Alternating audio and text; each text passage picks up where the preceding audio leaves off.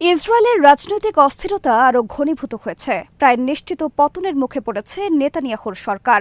শাস পার্টি জানিয়েছে, সামরিক বাহিনীতে বাধ্যতামূলক অন্তর্ভুক্তিতে হেরেদি বা আল্ট্রা অর্থোডক্স ইহুদিদের ছাড় দেওয়ার বিষয়ে আগামী 2 মাসের মধ্যে প্রধানমন্ত্রী যদি সিদ্ধান্ত না নেন, সরকার ভেঙে দেবেন তারা।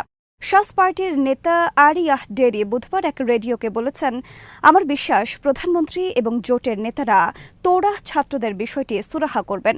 আমাদের কাছে এই সমস্যার সমাধানের জন্য 2 মাসের বেশি সময় নেই। এর মধ্যে যদি না হয় তাহলে আমরা নির্বাচনে যাব।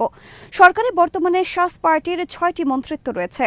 পার্লামেন্টে আসন রয়েছে 11টি, যেখানে ইউনাইটেড তোরাহ জুদাইজম পার্টির রয়েছে 2টি মন্ত্রিত্ব এবং পার্লামেন্টের 7 আসন।